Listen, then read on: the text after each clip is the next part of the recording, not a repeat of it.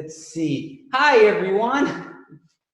Hi, welcome to the BOYLE HEIGHTS History Studios. My name is Shmuel Gonzales, the Barrio Boychik, and I'm the founder of this museum and cultural center. We're also studios. We do have music recording, video studios, podcasting studios, and so right now during this whole crisis, the whole COVID-19 crisis, we're leaning into that angle of us being studios in order to make all of this programming that is going to service our community. And so today I'm very grateful that you're able to join us for our Passover Seder. Let me bring this up in here.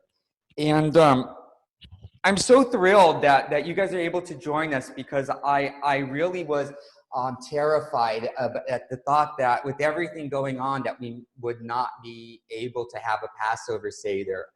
I was looking forward very much to the idea of inviting everyone to have an event here. As a matter of fact, our first event that we held for the public here was a Jewish holiday. It was we were celebrating for Shavuot, and we celebrated that, and for me it was symbolic, because that was also the day of that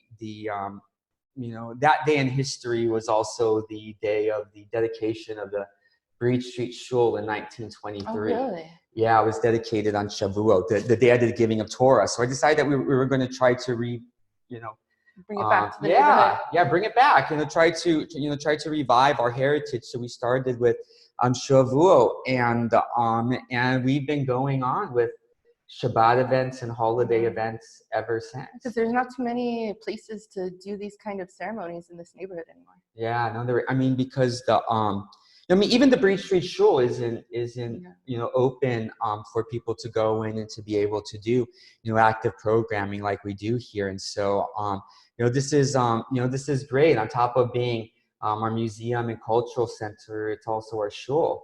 So a lot of things that we do here, but because we do a lot of things under one roof, what that means is that I have to wear a lot of hats. And so I'm putting on the kippah today in order to serve as shliach tzibur, as your emissary, as the person who's going to on your behalf lead the services for the Passover Seder. And I'm so glad that you could join us. There's so much right now that it's just fearful in the world. There is so much fear. There's so much pain and sadness. In the Jewish world, especially in the Orthodox Jewish world, there's been a lot of deaths of some pretty well-known rabbis, some very influential community leaders that many of them Holocaust survivors, that era people. And so it's been a hard few weeks. And when all of the whole COVID-19 crisis started, I was just not just worried that we would not be able to have services and we wouldn't be able to have community seders. I was really afraid that we weren't going to be able to have a seder at all. And because the first day that they had to run on the market, literally, I went to East LA and found out that all the rice and beans were completely bought. They purchased them all. And all the matzah too, even the not for kosher, the stuff that wasn't kosher for Passover, people bought out all of the matzah. And I asked people, like, why are you buying matzah? Like, no one likes matzah. You know what I mean? Like, no one likes matzah. I was like, why are you buying? And this shelf life. And I was like, oh my God. So yeah, I was not even able to get matzah. And so I was freaking out. I was really, really freaking out about what was going, what we were going to do. And luckily I was able to get, pretty much everything that we have here. We got from on the Gelson's market. My mom works for Gelson's. corporate. She's the food safety and service deli manager. And so she's always telling me what they have when it comes to their kosher food offerings, their Middle Eastern food offerings. And the reason that I'm a good source for this information is because I generally know what the offerings are, because it's been the case for a long time that the buyers in the Encino corporate office, whenever someone markets something that is kosher and Middle Eastern, they they send it as samples home with my mom, and I try them out. And if I like it, they'll buy. If I don't like it, then they won't, because then no one will eat it, apparently. And so I always know what's going on in the Middle Eastern and the kosher food offerings and stuff like that. So I luckily I was able to go on the Hyperion Gelson's. It took at least an hour to get in the store when it was sprinkling, but we were able to find we were able to find pretty much everything on, except for the Unger's Loaves gefilte fish. We want gefilte fish because I wanted real gefilte fish, not that stuff in slimy alien. Yeah, that's versus gefilte fish. Yeah, the slimy stuff in the bottle. You know what I mean? Do you know that there was actually for decades that Manischewitz couldn't get the bottled gefilte fish to be carried because the USDA did not consider the jelly to be a valid food source. And they had to like make a case about it, and it's horrible because it congeals. And for those of you who don't know, that's also another way that they make kosher gelatin, such as stuff like these, is that they're using fish bone, and stuff like that. It congeals, and it has this natural congealing process. And so yeah, they had to make the case, but I still don't consider that stuff edible. I love to get the raw Unger's loaves. And for those of you who've been to our Shabbat events, you know that we actually here we cook it a little bit different. Most often we fry it. We defrost it completely. It's wrapped up in paper like a tamal, and then we just medallion it out and fry it. And we call fish latkes, and it's good. It's good, fish latkes. And so yeah. So that's the only thing that we weren't able to find, but everything else we have here. With that in mind and everything, let's go ahead and we will start lighting our candles, and then we will go and we will yes, and then we will start setting our Seder plate. And so yes, let us start with the Kaddish. No, we start with the candle lighting. Oh, you have that one in your book. Yeah. We want to do candle lighting because we want to do the candle lighting since it's already getting dark, and it's and so we need to do that right away. Okay.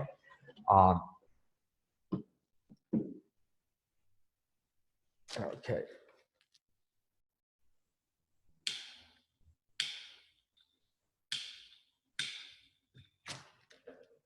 It's the strong hand. That's actually my bad hand. Oh yeah, that is. Baruch atah Adonai Eloheinu melech haolam asher kedishanu b'mitzvotav v'tzivanu lehalik ner shel yom tov. Blessed are you, Lord our God, King of the universe, who has sanctified us with his commandments and has commanded us to light the festival lights.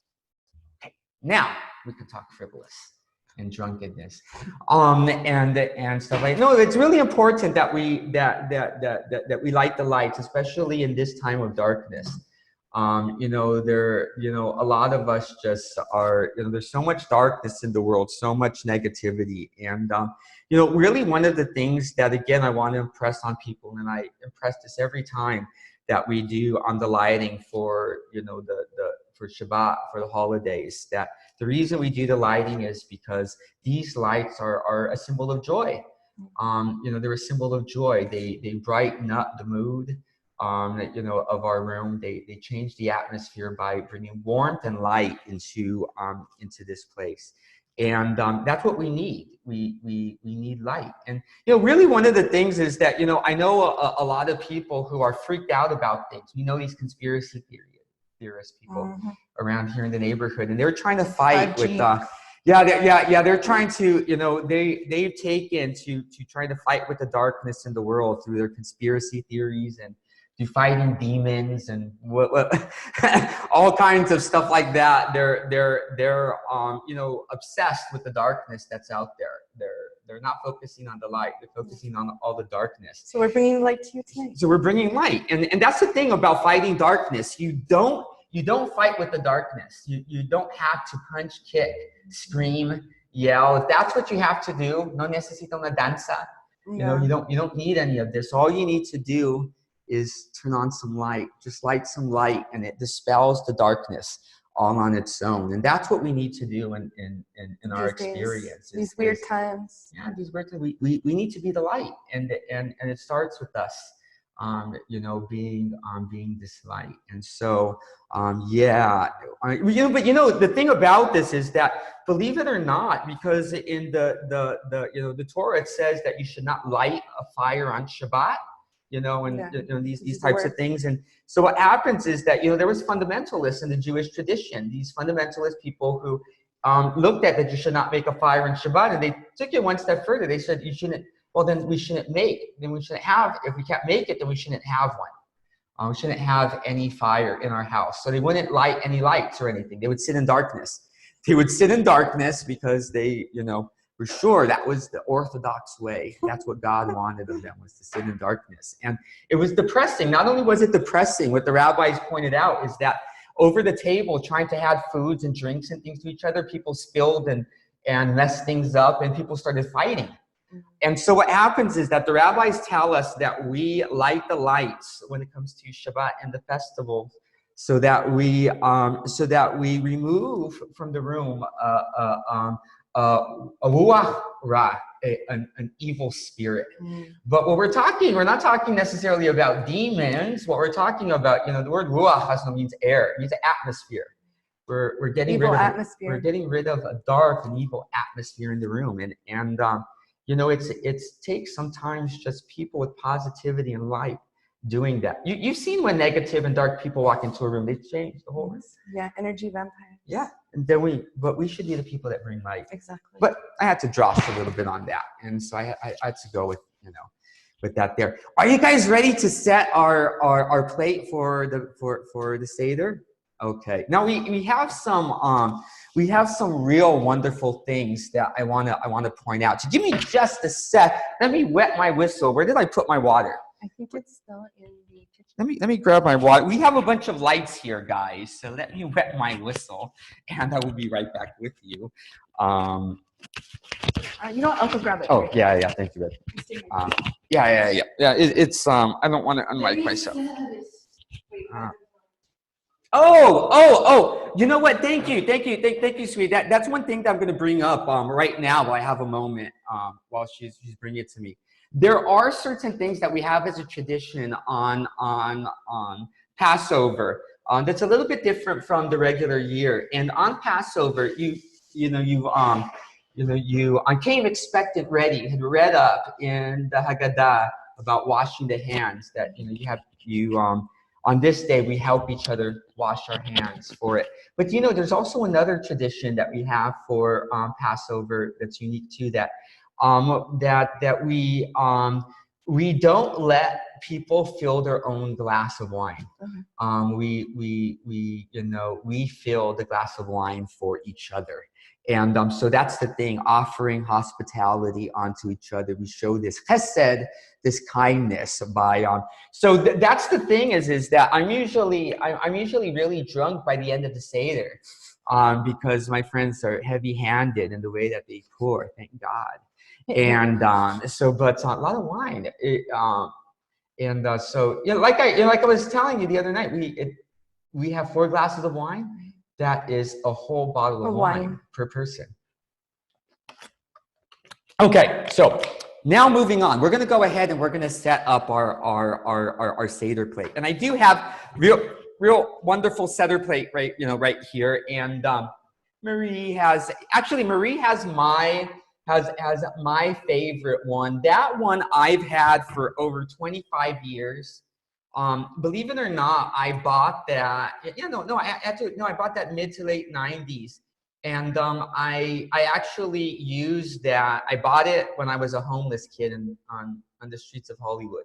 Mm-hmm. And what happens is that we held a Seder.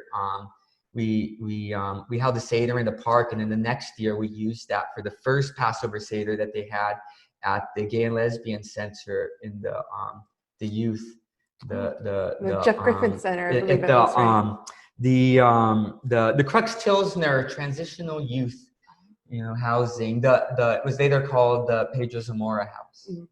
And they named it after him, but that one's got a lot of mileage on it. But the first year I used that one though, when you opened the door for Elisha, there was no door because they didn't have a door. But this one's come a long way. But there are two different. You notice that there are different styles. This one bigger one, you notice the layout is a little bit different, and the layout is a little bit different because this is according to the tradition of the Arizal. This is according to the Kabbalistic tradition of Rabbi Yitzhak Luria, the Ari, the holy Kabbalist, who really is the one who gives root to the mysticism of both Sephardic Jews and Hasidic Jews as well. And so what happens is that it's laid out in this position that corresponds to the six Sefirot, the emanations of God that are manifest into the mundane world. And so it's this very special lineup that you have. As you'll see, it goes in a certain direction. Right, the side of Chesed; left, the side of give. Right side of Chesed, kindness; left, the side of Gevurah, strength and discipline. And then the center one is Tiferet, a harmony. That we should need to be we should have the balance, the golden balance. And so that's why it's balanced in this way, in order for us to spiritually come to a certain balance. And so a little bit different of why we have a layout this way. But so let me go ahead, and we'll go ahead and we'll focus in on our Seder plate here. And there's certain things that we need. Okay, so in our tradition, there are certain things that we have on the Seder plate that are generally pretty much the same in all traditions, because it can vary based on where your family is and what region of the world they come from. So what is always on the Seder plate is the egg, bayetzah. And so we have our egg right here. And so we have our egg, and this one, why is it so dark? These aren't naturally brown eggs. These are huevos aminados. These are Sephardic style. They have been boiled for hours and hours with onion peels. Onion peels and tea or coffee grounds are often used as well in order to add this color to it. Add a little bit of pepper and salt, but you basically boil them on low for like 10 hours. And what happens is that the color completely permeates all the way dark through it. The inside also becomes very, very creamy, and it's really a lovely, lovely treat. So we have our huevos aminados within that. And so we also have our bitter herb. And in the Sephardic tradition, we use, yes, absolutely, you got it. We use romaine lettuce. Now, there is a tradition in Ashkenazi tradition, they often use horseradish. And this is a kosher for Passover horseradish. You have to get kosher for Passover because but they make it creamy like this. They add vinegars, and they're often comments. But this is a good Manischewitz, brand of cream stuff. And I might put a little bit out of it, but we don't actually use that in the Sephardic tradition. In the Sephardic tradition, our rabbis are of the opinion that this is not bitter. It's sharp. It has a sharp taste to it. It's speak. It's kind of hot. And so what happens is that in order to get a bitter taste, what we use is that we use the stalks of romaine lettuce. So that's generally what we use. But for good measure, let's go ahead and, I have to take the seal off of it. This is I actually like this stuff because this is really good. If you're trying to add a little extra flavor to your meal during the holiday, horseradish is the great way. Now, most families will grate their own. If you come from Orthodox families, a lot of people grate their own. So, yeah. So a lot of people grate their own. I like the fresh grated stuff. I just could not find one this year. I really couldn't find a horseradish root. And so, yeah, so that's important to know that they're, depending on your tradition, it can be different.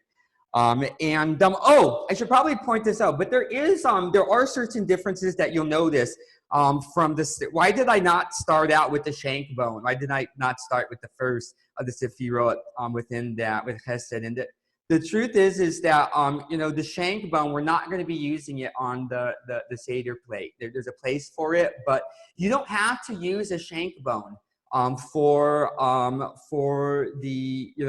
this position on the Seder plate. This is supposed to represent the Karban Pesach. It's supposed to represent the Passover meal. The small, you normally would get just like a small little piece of meat, from the Passover sacrifice, but only about like the size of an olive. And so what happens is that, you'd have this here, but not everyone eats meat, and not everyone also can find a kosher shank bone. That's also even harder, to find. And so what happens is that the Talmud actually permits us to use a beet. It's one of the things that's actually recommended, that we can use a beet. And so we have a roasted beet, and as you see, it bleeds. And I'm kind of wondering, did the Beyond people, did they come up with this idea during Pesach? Was there a Persian Jew out there who had thought this up? They're like, it bleeds, and thus is born, the impossible Beyond Burger. And it's just a thought here. But also, if you don't use a shank bone in Eastern traditions, like Persian traditions, you could also put rice there. It is very, very common in the Persian tradition to eat rice. That's a whole nother thing. I don't want to really go down that whole thing. All my Sephardic friends were going back and forth whether or not they ate rice on Passover. Believe it or not all Sephardic Jews eat rice on Passover. And what it seems very apparent is that all of us who are Occidental Sephardim, that are from the West, where wheat and rye and everything are common in Western European societies, we don't eat rice because it can become cross-contaminated from being in shared fields or being grown side by side. You don't have to worry about that in Asia, where it just doesn't grow climate. So believe it or not, in representing the Karban Pesach and for Persian Jews, you need to place rice there, and that's also a common thing. So it can vary. It can vary within your tradition within that. And so what we also have is that we want to bring out the Charoset.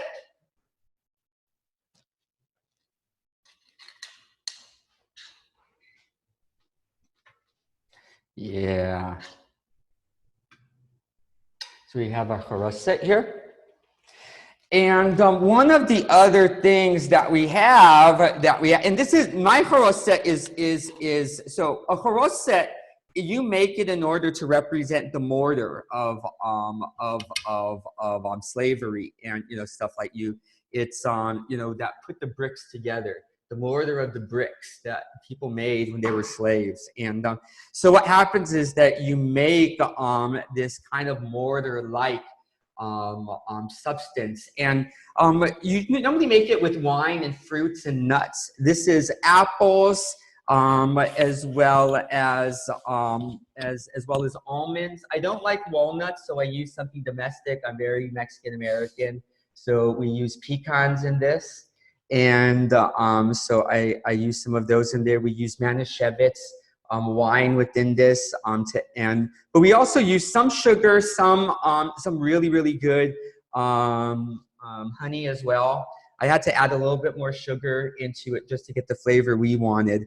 And but the spices, we added cinnamon, we added cardamom, and we added some cloves into it.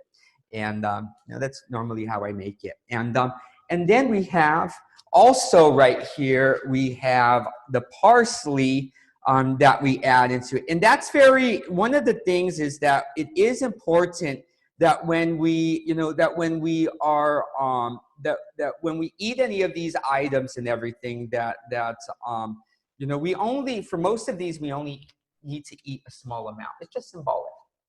Oh no, the parsley. Oh, and the parsley. Yes, there you thanks. go. Thank you. Get the parsley. Get the parsley. Get the parsley. And we have right here our matzah. And so we have our matzah right here. Also, what you need in order to set up for your plate, one of the things that you also need as well is a bowl with salt water in order to dip the parsley later. The parsley, you know, it's when you dip it, the water's supposed to be tears. Believe it or not, in most often in Persian tradition, in Sephardic tradition, people also, you know, use vinegar when it's not chametz. Again, another weird thing. I had to warn people about weird vinegars in America. So yeah, most people use salt water now. It's very rare that in the United States, but if you go to Israel and some families, you'll see that they do go out of their way for vinegar. So there are some variances, but not all that different. Not all that different, you know, from tradition to tradition. Do we have any questions so far, anyone? Okay.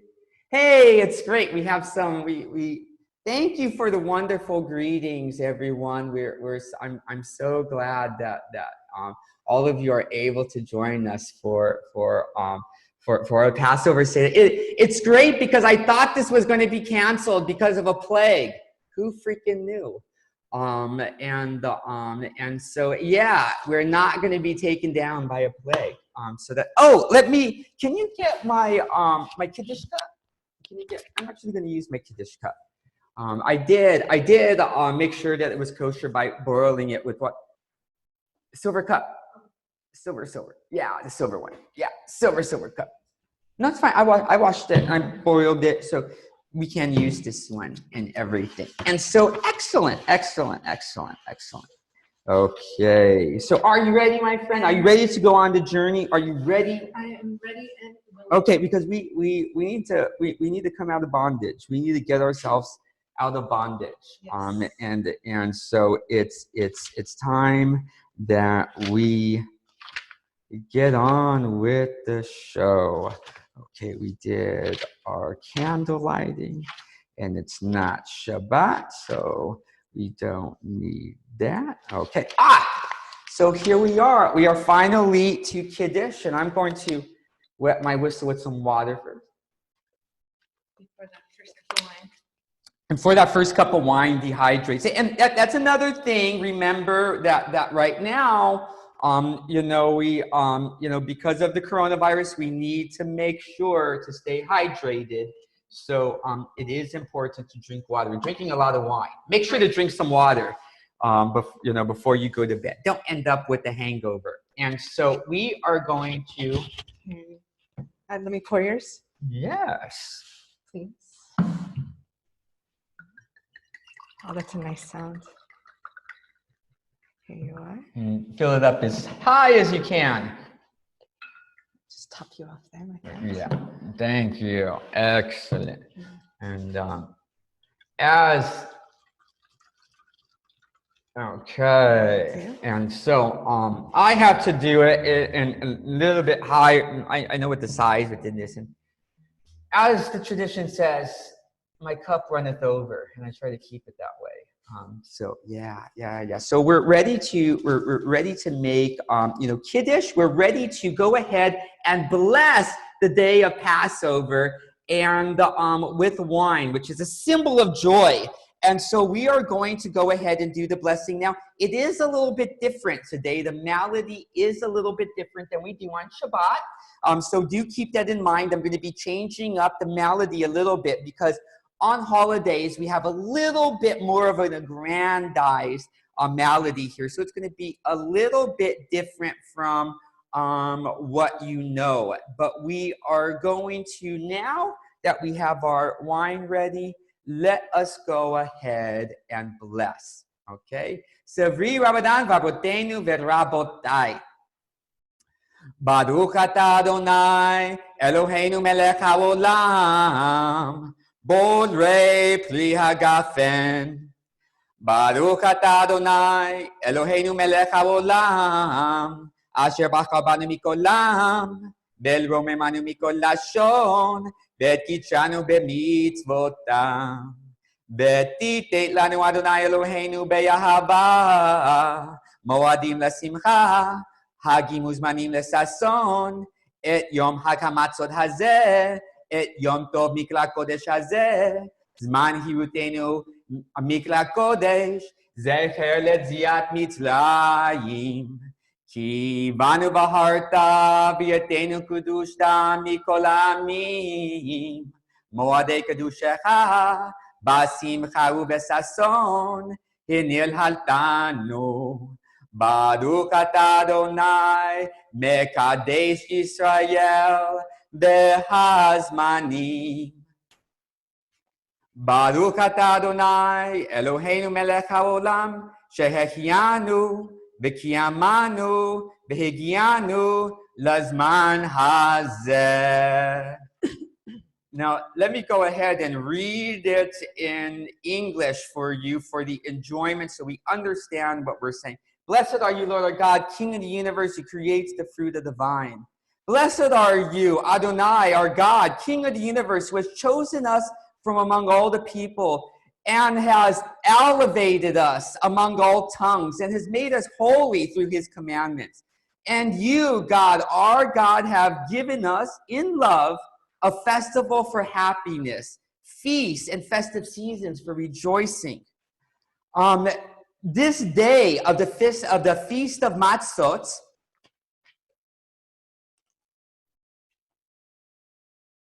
let's see. For this festival, the free of Matzah, let me see where it goes here. This bread of affliction that our fathers ate in the land of Egypt. Whoever is hungry, let them eat. So, Baruch atah Adonai Eloheinu melech haolam borei pli hagafen. Now you may drink.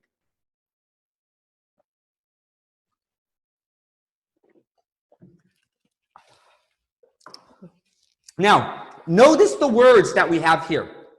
It's called Zman Hirutenu. The change that we change in there is Zman Hirutenu, the season of our liberation. The season of our liberation. I think that's a very beautiful thing to keep in mind. And so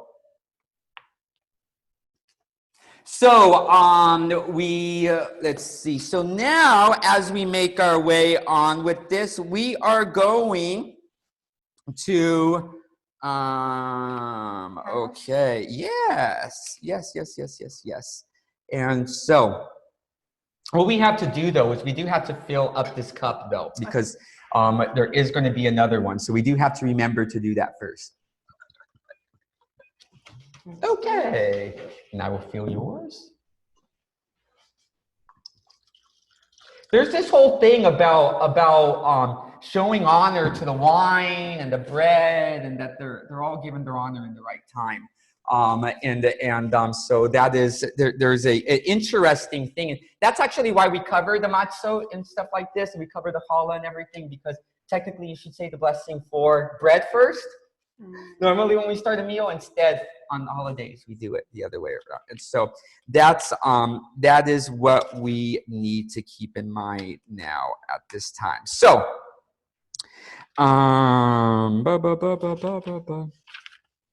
and so now what we need to do is that we're going to take a piece of the karpas. We're going to take a piece of the parsley. We have our parsley here. This is the karpas. And what we do is that we also, it's also important that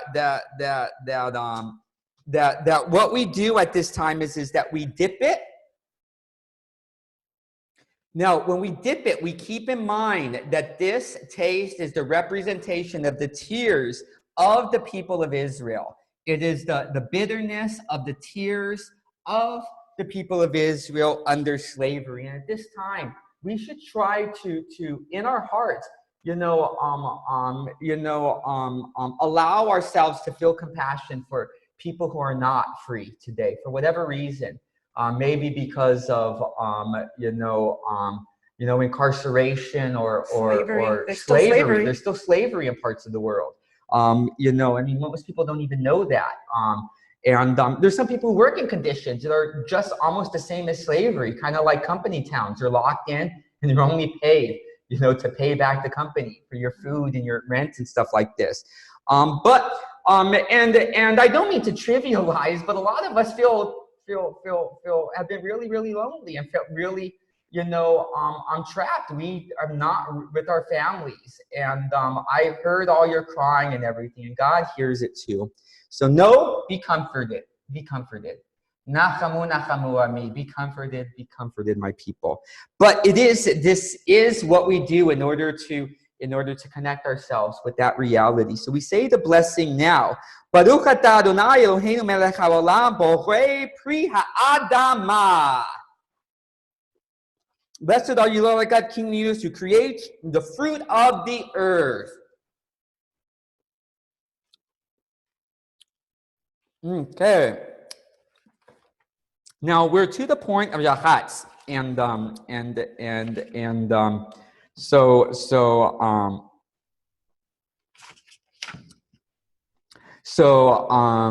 going to go ahead and look at our instructions here. It says, break the middle matzah into 2 pieces, while still covered by the cloth, one larger than the other. The larger piece is broken into 5 pieces. Okay. So what we do is, let me set this up correctly. We do it this way. We have to separate these from one another. Okay. So we got the separations. Okay, we got our separations. Oh, let me put that one underneath. Okay. Here we go. Yay. I couldn't find the matzah cover. I think what happens is that I hung it up in the closet near the kids on baby clothes. And I think someone mistook it for one of Mia's dresses and probably donated it to someone. My family, donates all the kids' clothes, to other people. And they probably had a hard time fitting their toddler into my matzah cover. So we're just using these here. But what we need to do, you want to do the honor? Okay. So the larger piece is broken into 5 pieces and then wrapped in a cloth and set aside as the afikoman. Okay. Do you have a large enough piece? Yes. Okay. So go ahead and break it up and then wrap it up in one of these. You said 5, right? We have one at the bottom. Don't we have another one at the bottom? Yeah, we do. This isn't going to be. Yeah. So go ahead and wrap it up completely. And I'm going to go hide it. You're going to go hide it? Oh, you're going to go hide it. You want me to go hide it? You should go hide it. Let me be a kid. Let me see this mic. I want to be a kid. I'm always having to be the adult. This is great. I get to be the kid. Okay. Let's do this.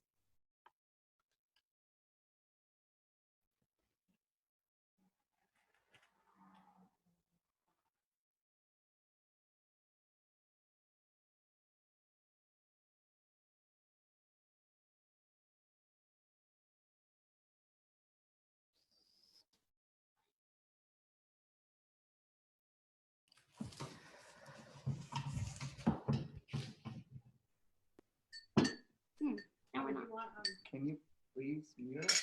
Okay. All right. Yeah.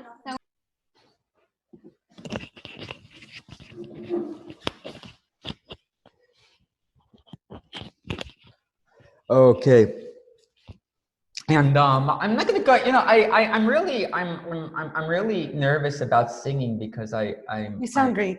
I mess up all you know. I think my voice was made for punk rock, and so I get nervous about singing. But some of these melodies, and there's a few melodies about this. But this is the point in which we point out why we do this. The Hag Hamatzot Hazed, this festival of matzah, and this is the part that we make that we make the magid. Oh my gosh, you know, this is actually funny. We haven't been singing, and so you know what? Let's do it right now, because there is you know, there actually is supposed to be a song that we sing as we go through each section of you know, of the you know, of the service. And so what happens is that they all have certain, you know, subsections and everything. And normally we go through a song. Normally we have a song that we sing. And every time we come to a new section, we normally sing the song. And this keeps kind of a rhythm. And so the song goes like this. It goes down all the sections. Kadesh Yerchatz Karpas Yachatz Magid Ratza Motzi Matzah Marot Korek Shukan Horek Zafun Velrak Halel Nitzak Kadesh Yerchatz Karpas Yachatz Magid. And that's where we're at. We are at Magid. So what happens is that as you go through the section, as you go through each section, you sing through, reminding you where you're at. In case you're a little bit drunk and you lost your spot, the song helps you. And This so is a little different. I think it's set up different. And so that is the you know, the order of you know, of the service and everything. But this is where we call attention. Halachma. Halach ma'an yadeh achalu lahavtuna beyad raha damitzrayim beyad raha damitzrayim kol defin hechei yakol kol yetzir yitein v'yisak v'shavta hakal lashana haba barak De Yisrael, Lishita Idin, Lishana Haba, Bane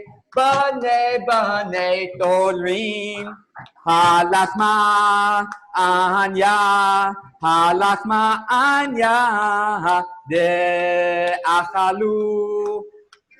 So we're going to eat now. Achalu, we eat. And so, will you read the translation of it? What's the translation that you have here? It should say, this is the bread of affliction. How does it translate? Let's see here. I want to see how if you don't know what one of my side jobs is, I also create Sidurim for the Open Sidur. It is a website in which we digitize historic liturgy of the Jewish community to create new prayer books and to save you know, liturgy from being lost. And so what happens is that I always take interest in so I'll go ahead and I'll read it from here. Okay, so this is the words from Magid. This is the bread of affliction that our forefathers ate in the land of Egypt. Whoever is hungry, let him come and eat. Whoever is in need, let him come and conduct the Seder of Pesach. This year, we are here. Next year, in the land of Israel. This year, we are slaves. Next year, we will be free people. And so that is the wish, that we should all be free people. And you know, I get kind of emotional when I think about that, because I remember when I was a kid, really the people who used to well up when it comes to this was the families who had family in the Soviet Union. They were trapped in the Soviet Union, and you know, that were so abused because of the anti-Semitism, you know, that was there. And I remember those days, but let us remember all those people who don't have freedom. And may we all, you know, learn, not just on Pesach, but to make a place That all who eat, all who are hungry, let them come and eat, and taste and see that the Jewish tradition is good.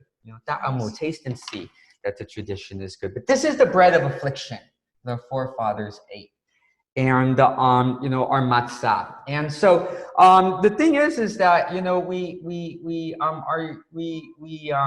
don't know about you, but there's a lot of people who tell me all the time, they're like, oh my God, do you have any matzah? I love matzah. And I look at them like, oh my God, you're not Jewish at all, are you? You know what I mean? You're not Jewish at all. Otherwise, you'd be totally sick of this stuff. It's horrible. I mean, it's kind of like I once told someone, like, do you know what I would really love to have a slice of right now? I would really die for a slice of fruitcake. And people are like, oh my God, you've never been Christian ever, have you? That's like a joke of, things. But this is our bread of affliction. But some people like it. Who knew? And enough to buy it out during the season. When do we do the hand washing? And so that's what we. So let me see. Not until we eat. Not until we eat. That's what I'm trying to see. And so yes. And so this is what we do. Okay. So what we have is now we have the 4 questions. We have the 4 questions. You are the youngest here. I in this room. am. You are the youngest in this room. So. Okay. So for those of you, I'll do just a little. Well, you go ahead and read it, and then I'll do a little bit singing for you afterwards. Are you kids at home ready to join along with my friend Marie and the 4 questions? We need people to say the 4 questions for their family at home as well. So as Marie does the 4 questions, we want to make sure that we have someone at home that is also taking the honor to read it side by side with us. We are doing a group mitzvah today for all of us young at heart. Okay. So where do I start from? You start the 4 questions. Yeah, I don't know the.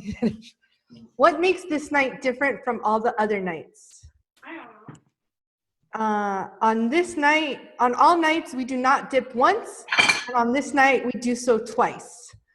On all nights, we eat chametz or matzah, hametz or matzah, and on this night, only matzah. On all nights, we eat any kind of vegetables. On this night, we eat maror. On all nights, we eat sitting upright or reclining, and on this night, we all recline. Yes, these are all unique things. And so what happens is that this tradition is based on the idea that, kids are really honest. If you want to get an honest answer about anything, ask a child. They'll tell you straight out, what the answer is. And so the thing is that the 4 questions are based on the idea that that the children are the first to notice and voice up, hey, there's something different about this night. What's special about all of these nights? And so we actually do have, a song that we sing to this. Normally it's done with the melody, and it goes like this. And we'll just do a small little taste of this. So it goes, Ma nishtana halayla hazeh mikol halelot mikol halelot shevel chol halelot anu achnin hametz umatzah halayla hazeh kulo matzah halayla hazeh kulo matzah. Ma nishtana halayla hazeh mikol halelot shevel chol halelot anu tashin yafim bi'inata halayla hazeh shitei pa'amim halayla hazeh shitei pa'amim shevel chol halelot anu aklin sha'ar v'yakot sha'ar yirakot halayla hazeh marol halayla hazeh marol. Now, when we go in, when it comes to the reclining, I want to stop us right there when it comes to the reclining. And you know, this is very interesting. This is something that we really do very uniquely, that we recline. We recline on our side as we are eating our matzah. Now, why do we recline when we eat our matzah? It's because we are free people. And how does it come to a symbol that we are free people? By leaning on our side?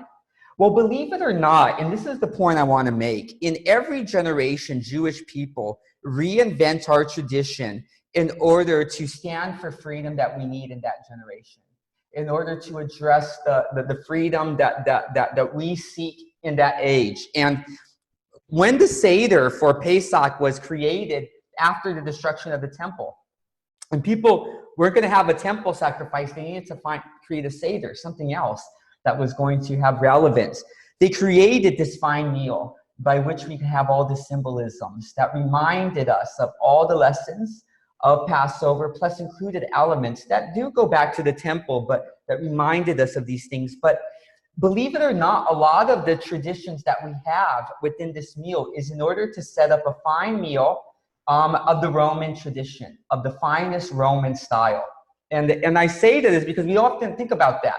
You know, Jews, we are often trying to fight against assimilation and stuff like this. You know, remember Life of Brian? Well, what have the Romans ever done? What have the Romans ever done for us? And like, gave us the roads. Well, it's going, you know, you need us to say the roads and you know, it's medicine. You know, you're going on the whole list and you know, whole things.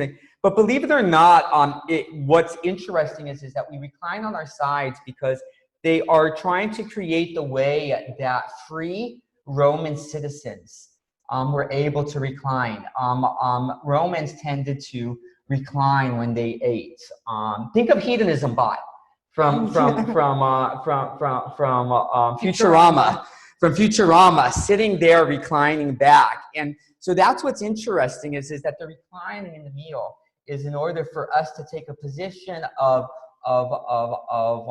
being a free person who's able to recline to eat a meal instead of being the slave, who's having to stand upright as the servant, serving the meal. We're trying to relax in a symbolic symbol of freedom. But that's to say that in every generation, Jews have given certain types of elements that show how we have been striving for our own freedoms. And that is important for us. Okay, moving right along. Now, we uncovered the matzah again. We were slaves to Pharaoh in Egypt, and God, our God, took us out from there with a strong hand and an outstretched arm.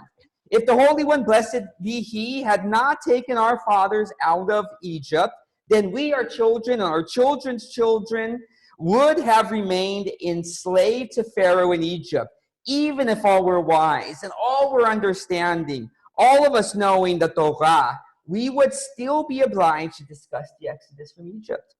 And everyone who discusses the Exodus from Egypt at length is praiseworthy.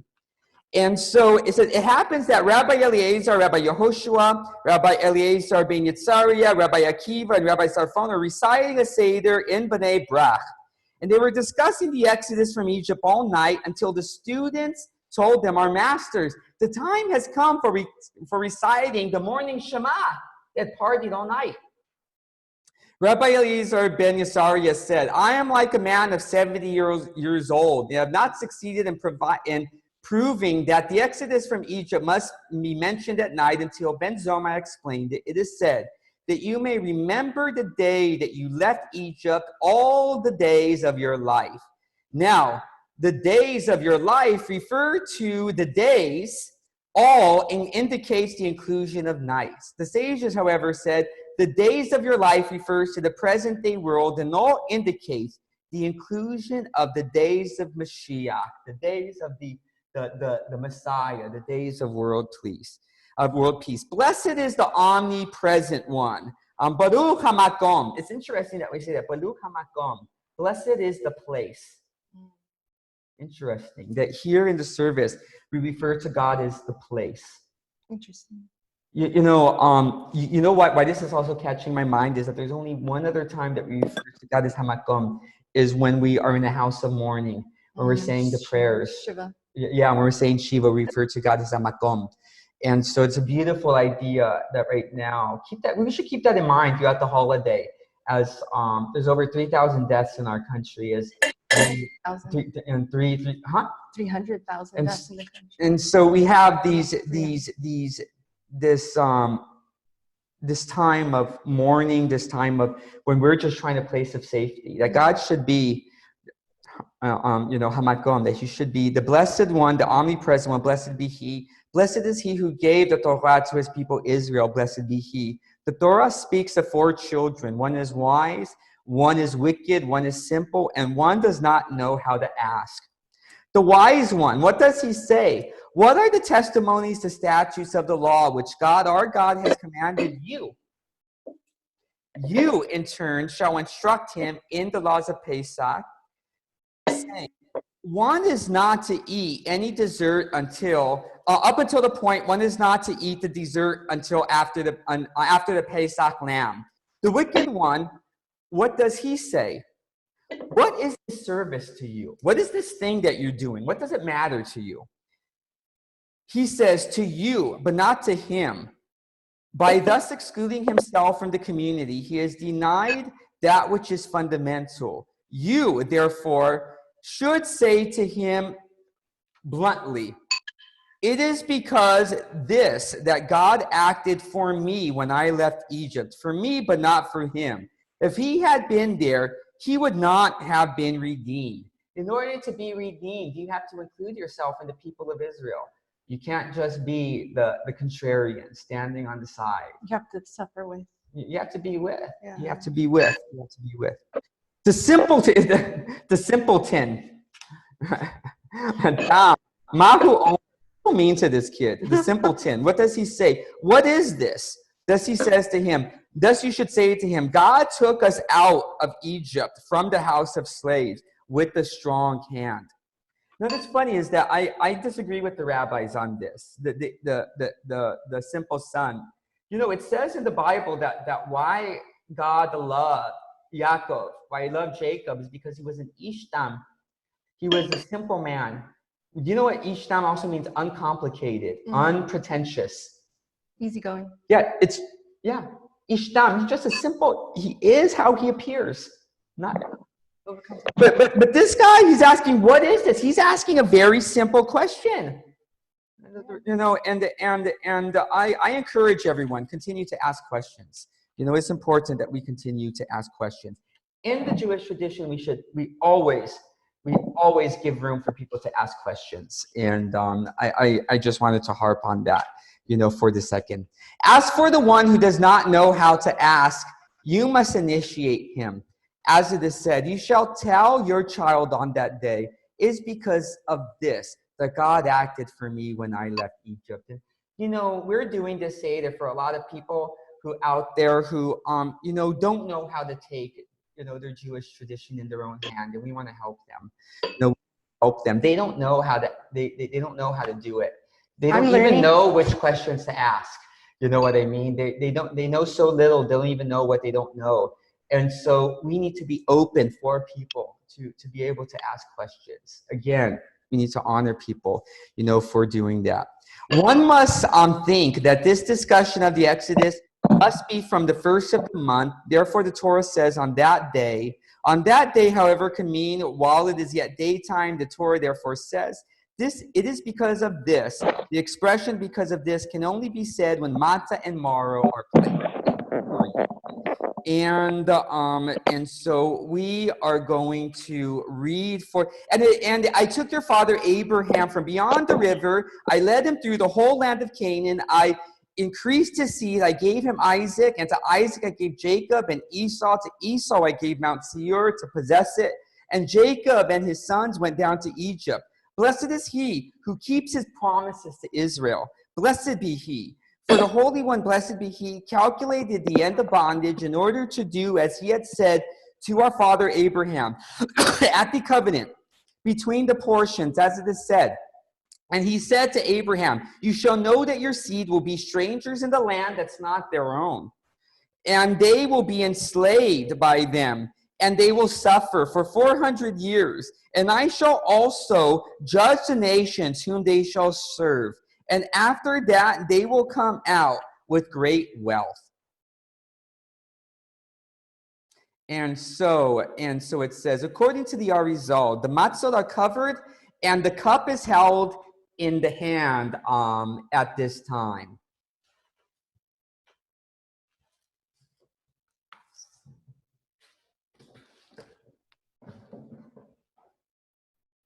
And we're going to say,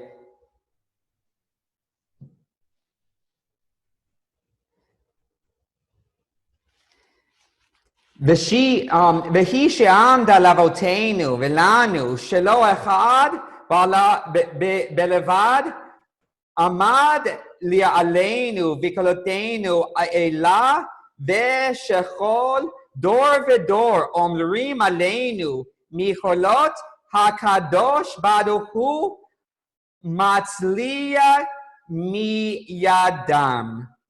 Now this is an interesting prayer. This is what has stood by our forefathers and for us.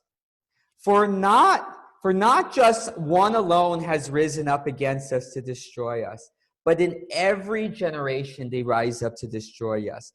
And the Holy One, blessed be He, saves us from their hand.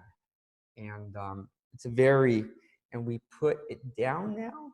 And we cover the matzah up. Let's get this candle over. Oh, yes. Okay. Go forth and learn that Laban, the Aramean, what he wanted to do to our forefather Yaakov.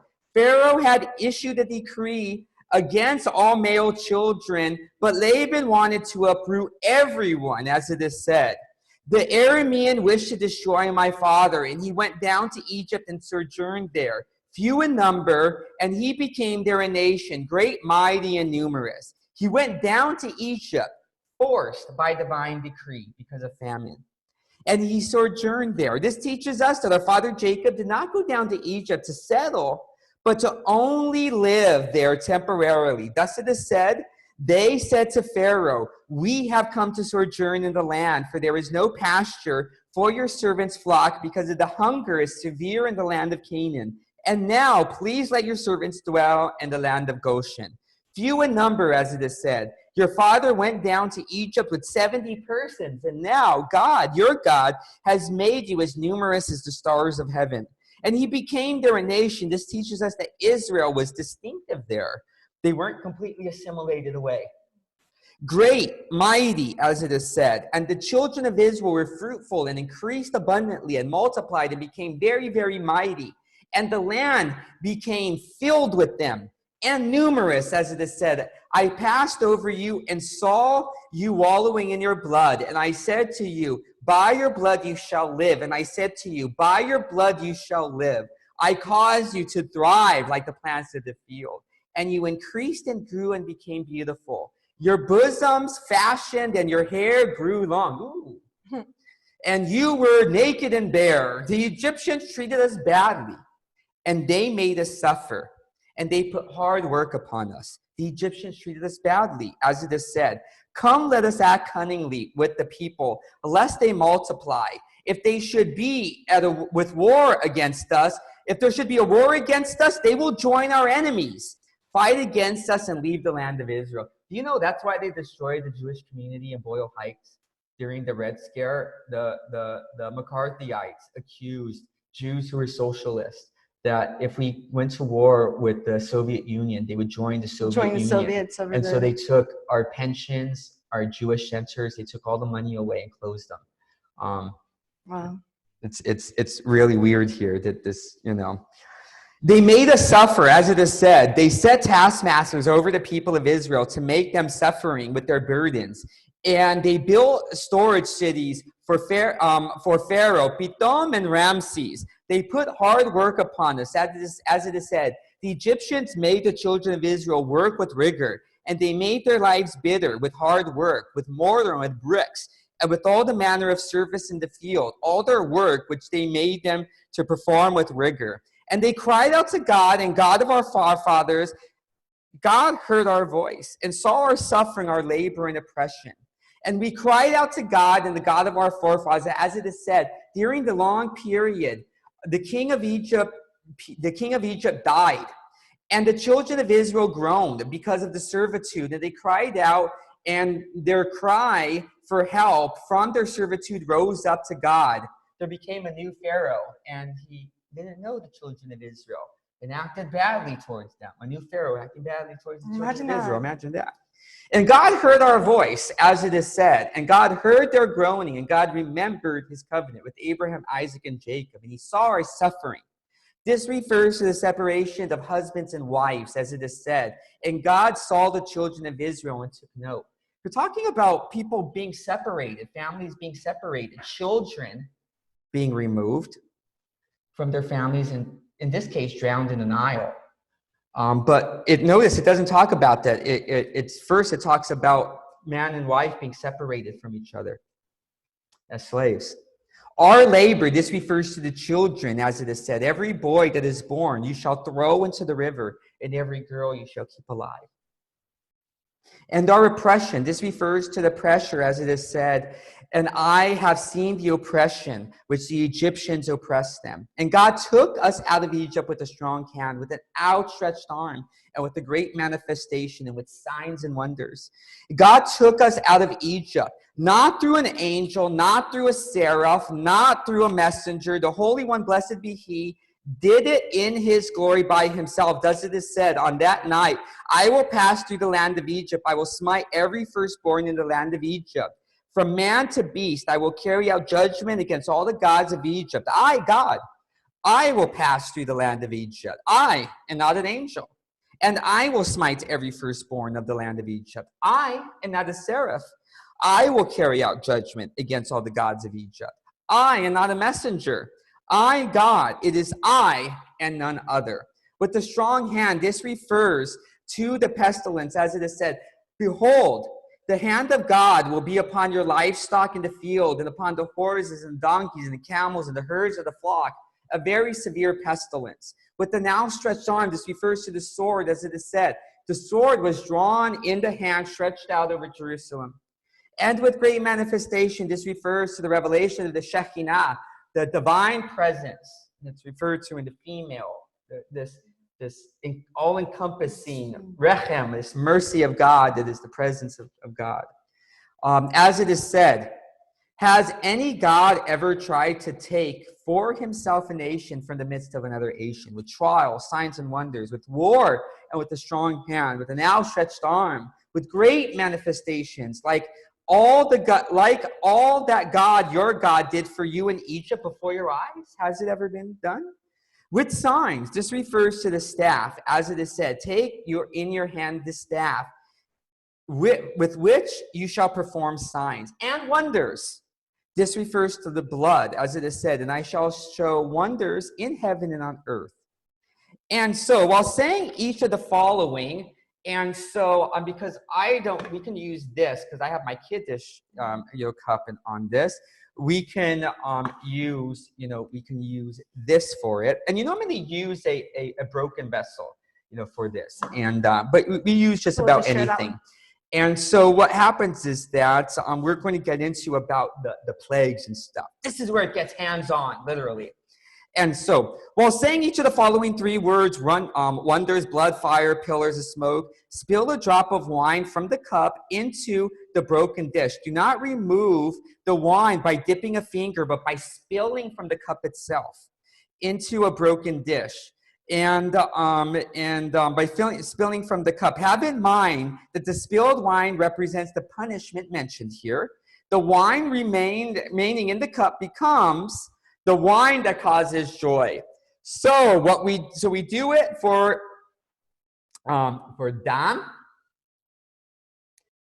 Aish, and Vitimrot, Ashan, and for pillars of smoke. Another explanation, strong hand indicates 2 plagues, outstretched arm 2, great manifestation 2, signs another 2, wonders 2. These are the 10 plagues which the Holy One, blessed be he, brought upon the Egyptians, namely as follows. And now we spill from the cup while saying each of the plagues.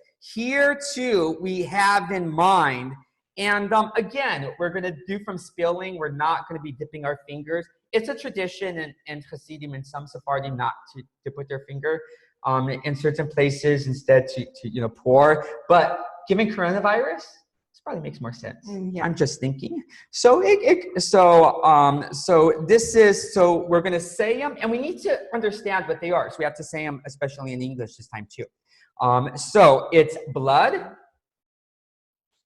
frogs, lice, wild beast, pestilence, boils, hail, locusts, darkness, slaying of the firstborn.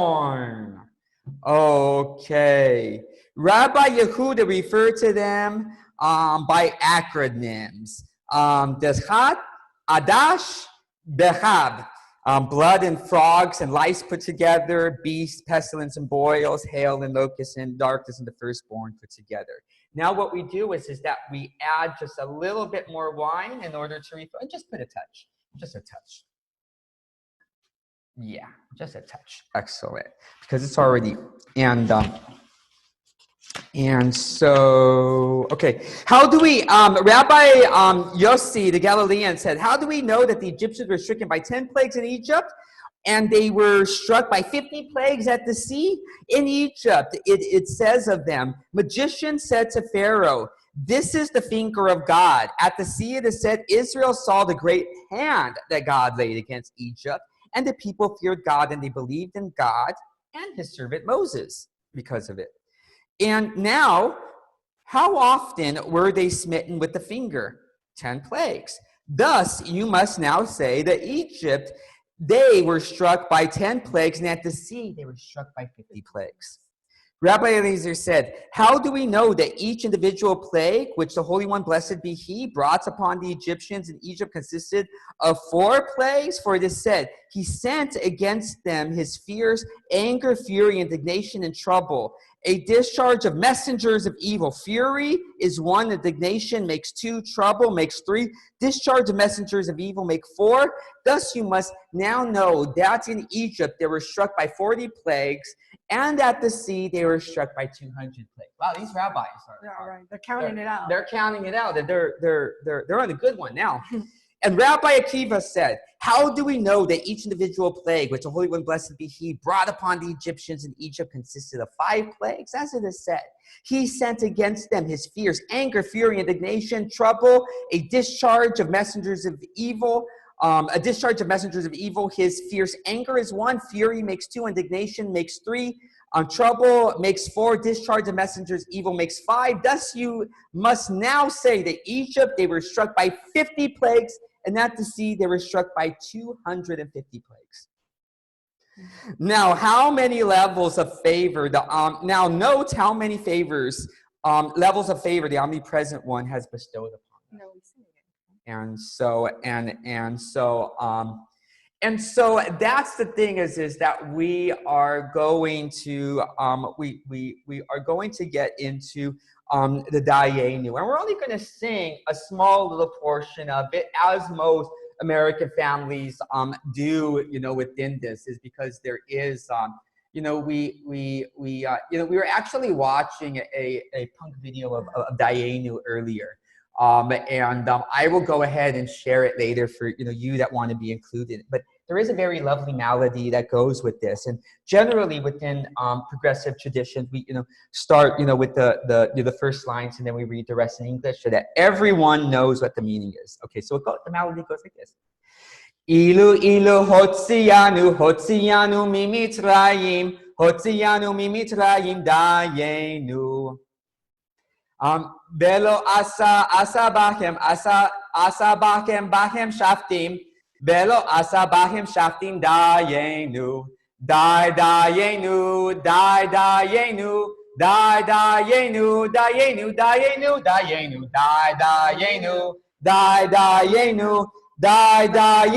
Dayenu. Dayenu. May it be. It would have been enough. If God had done these things for us, it would have been enough.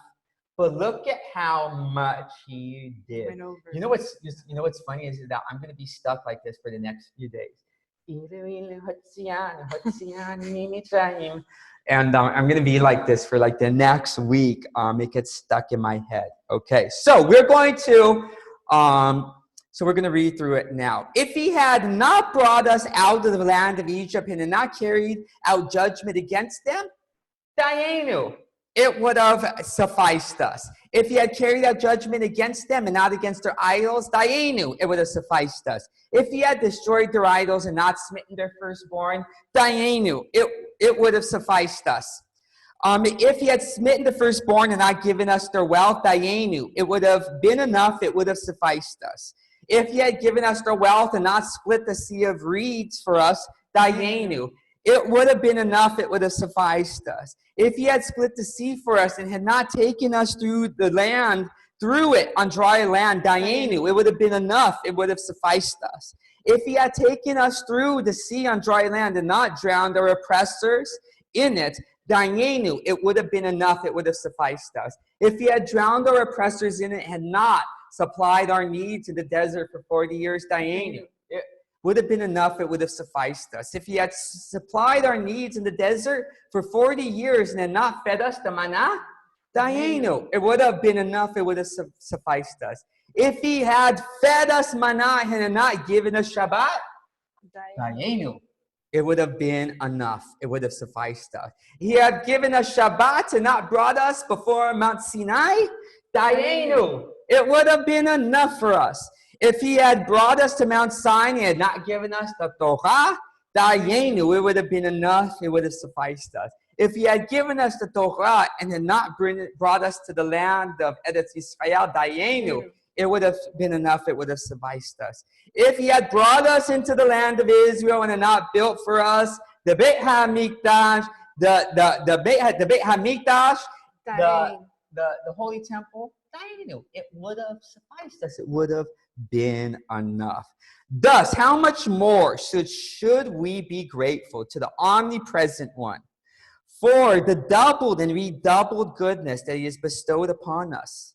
For he has brought us out of the land of Egypt and carried us out, and has carried out judgment against them and against their idols, and smote their firstborn, and given us their wealth, and split the sea for us, took us through on dry land, and supplied us for our needs in the desert for 40 years, fed us the manna, gave us the Shabbat, brought us before Mount Sinai, gave us the Torah, and brought us into the land of Israel, and built for us the Beit HaMikdash to atone for our sins. Rabbi Gamliel used to say, whoever does not discuss the following three things on Pesach has not fulfilled his duty, namely Pesach, the sacrifice, the Matzah, the unleavened bread, and the Malchot, the bitter herb. Pesach, the Paschal lamb that our forefathers ate during the time of the Beit HaMikdash, the Holy Temple. For what reason? Because the omnipresent passed over our fathers' houses in Egypt, as it is said, you shall say, it is a Pesach offering to God, because he passed over the house of the children of Israel in Egypt. And when he struck the Egyptians with the plague, and he saved our house, the people bowed and prostrated themselves. You know, these words are very powerful right now. Considering all that's going through and the plague passing over us while we stay in our houses. And we have to stay in our houses to avoid this plague. And it's you know, it's ironic. It's just us, our families together, and we have this. It's really bringing it to life for us, like has never happened in our generation. Now, hold the second and third matzah by means of the cloth over there. Okay, so what we do is, we hold the matzah by means of the cloth over them, or reciting the beginning of the following paragraph until the words marked with the. Okay, so this matzah we have eaten for what reason? Because the dough of our fathers did not have time to become leavened, because the King of Kings, the Holy One, blessed be he, revealed himself to them and redeemed them. Thus it is said, they baked matzah cakes because the dough that they had brought out of Egypt, because of the dough that they had brought out of Egypt, because it was not leavened.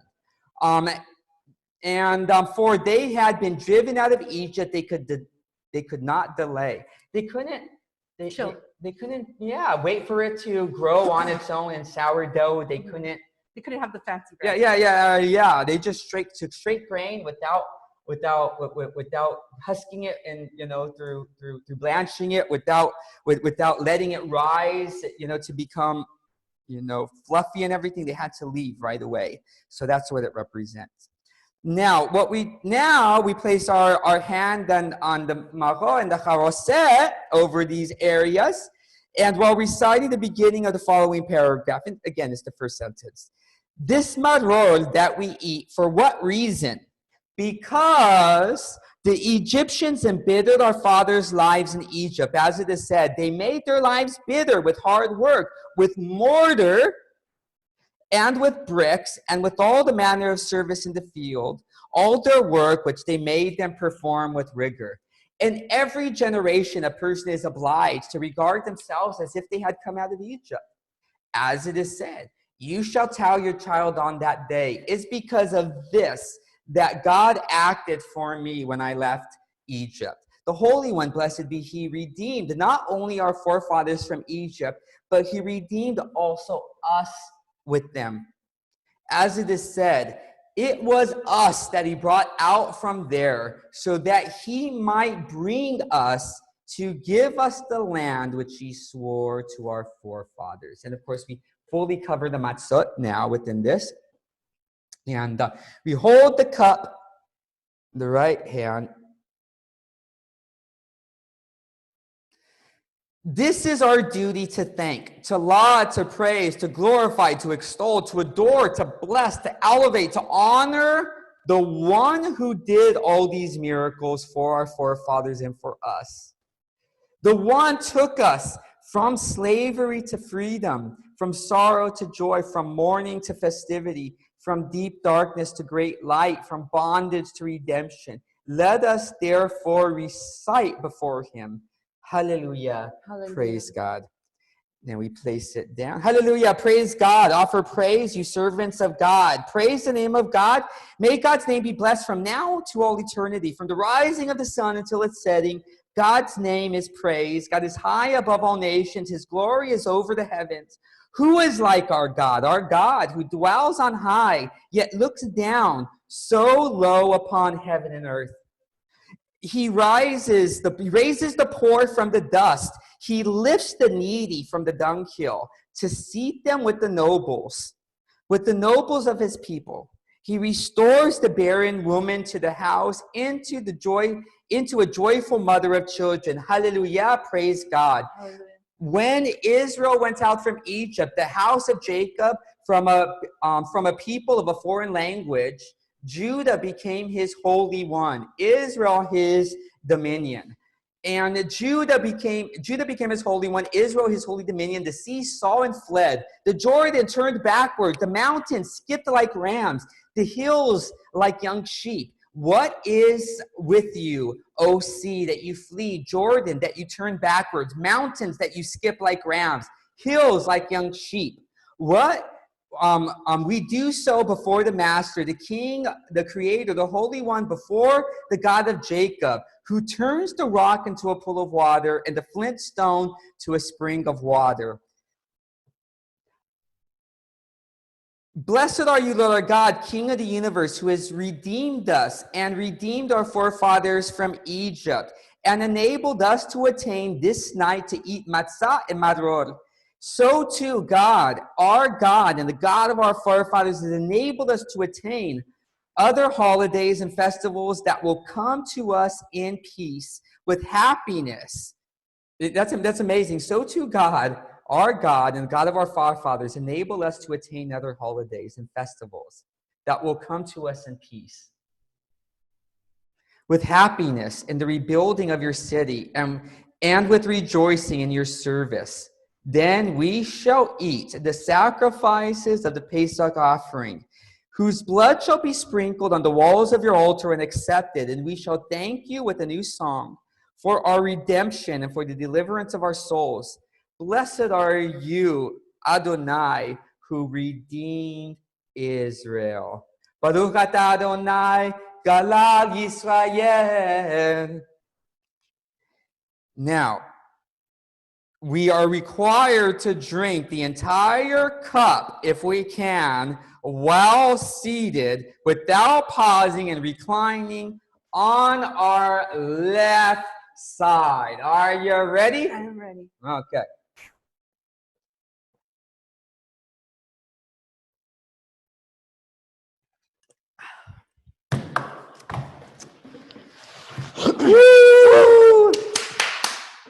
We have some good drink. We have some good sippers out there. We do. We have some good sippers out there. And so yeah, you have to finish all the end of it on this. Okay, and so hand washing. Hand washing. Okay, so before I do it, I want to keep in mind something as we do hand washing. And again, it is the tradition on Passover that we help each other wash our own hands. And we want to be, what we just help people be a little bit cleaner, when they do. And so what the thing is that when we pour water in this fashion is that, so we'll put it right here. And then what you do is that you pour water 3 times. 1, 2, 3.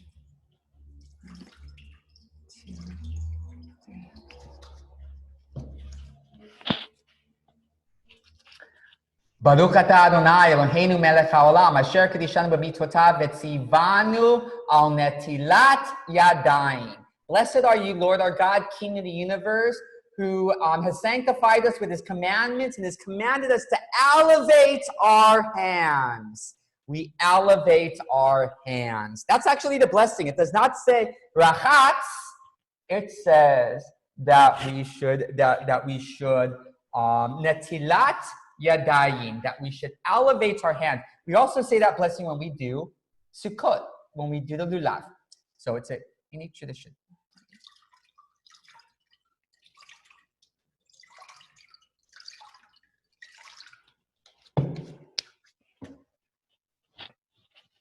Okay. And you know what's really important? I want to share with you something just very quick as we're getting into this. Do you know that in the old days, and this is very important at this time of year, in the back in the year 1478, there was the occurrence of the Black Plague. The plague that went through Europe that really is one of the biggest die-offs of humanity. Because of a plague that went through, and this was in the 1370s. And what happens is that Jews, what happened is that people noticed that in the ghettos where Jews lived, they didn't understand why they weren't getting the plague as much as other people. And the reason is for 2 reasons. Number one, in Europe, they ghettoized Jews. They forced them to live in closed communities, and they had to live. They could go out to work sometimes, but they had to go back to. Often Jews were kept in closed communities. So they basically were staying in these confined communities that, and so they were staying home, close to home all the time. The other thing is that they wash their hands. When we make our meal, we wash our hands. And before we break bread and everything, we wash our hands. And what happens is that in Europe, that was not a virtue of washing your hands. People didn't wash their hands. Even doctors didn't wash their hands. They'd go from one sick patient to another, and people would get sick. And so what happens is that Jews, because of washing their hands, even though it wasn't for sterilizing, it was enough to actually make a difference. It flattened the curve, in their condition. But that's what's interesting about it is that Jews, a lot of people didn't understand it about Jews. They didn't understand much about Jewish tradition. And so Jews were subject to conspiracy theories that Jews were not dying from the plague because of magic. And they accused Jews of taking the blood of Christian children in order to make their matzahs for the holiday. And look at how important hand washing is now. Not only are we're strictly forbidden from eating blood. That's the first thing about kosher law. But the thing is but it's very funny. People didn't know. Now we know that hand washing is what saved people. but they didn't know at the time. And so every time we wash our hands, think about it, that we are elevating our hands. Our tradition naturally had within it a way for us to save our lives from this plague. You know, hey guys, and it's great to have it's great to have, you know, people as guests, and, you know, to have children join it, because I'm separated from my girls. They're at home with my family. I'm immunocompromised, so I had to limit the amount of people I'm in contact with right now. But it's great that I have everybody as guests here. But that's really great. Okay, so we went and we rachatz. We already did this. So what we need to do now, holding the 3 matzot while still covered by the cloth, we recite the following blessing, and it's time for us to make motzi over it, and then we're going to eat matzah. Then we're going to make the actual big commandment for this day, the mitzvah of matzah. So, are you ready? Here we go, guys. We're ready to make motzi. Okay. So, excellent. Baruch atah Adonai Eloheinu melech haolam hamotzi lechem min haaretz. Blessed are you, Lord our God, King of the universe, who brings forth bread from the earth. Bendito eres tú, Adonai, nuestro Dios, que brotar pan de la tierra, as we say in Latino, and as we say in my native tongue. So we want to go back to, and so now it is time for us to do the mitzvah of eating matzah. So we put down the bottom matzah and recite the following blessing over the top 2. Okay. Cite the blessing over the top 2, and have in mind that it is also the eating of, when reciting the blessing, have in mind that we're also going to be eating the sandwich of korech, which will be made from the 3rd bottom matzah, also eating the afikomen. We have to keep in mind we're going to eat those as we say, you know, we want to include everything in this, in our mind.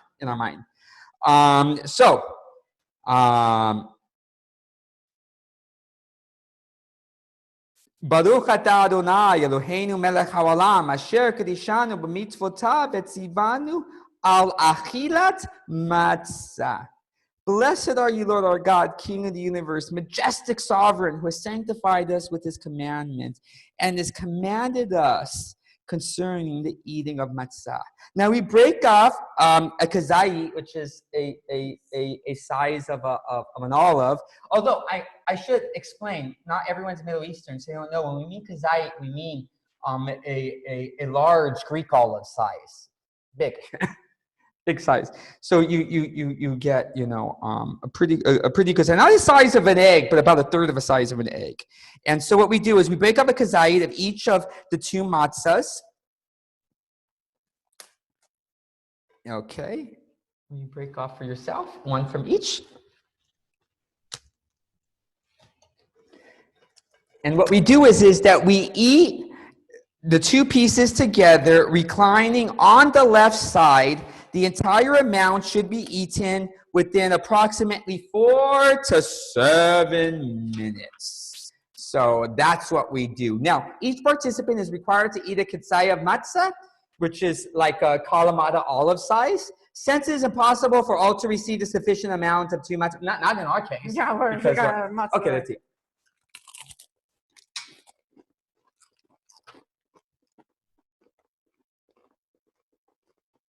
No.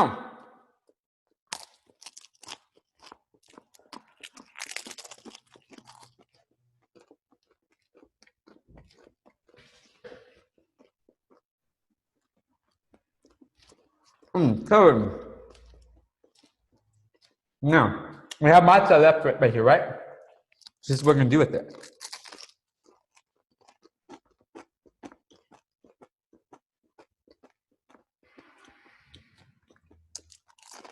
Now, what we do, now we take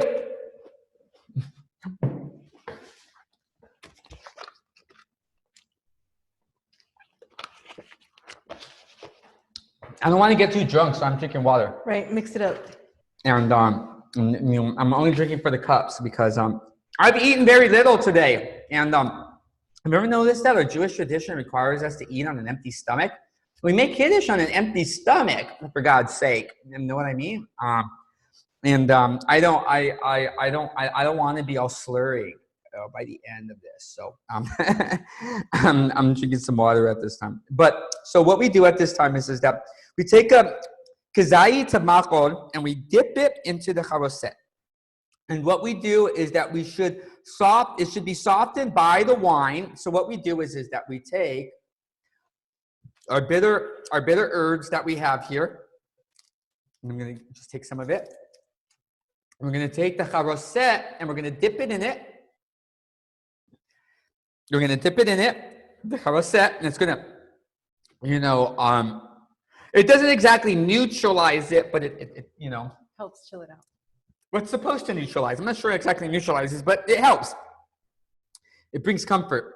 And then when reciting the following blessing, have in mind that we also have in mind the charoset for the sandwich of kochek, which is coming up next. And so what we do is that we take this right here, and we Baruch atah Adonai Eloheinu melech haolam asher kedishanu b'mitzvotav v'tzivanu al achilat maror.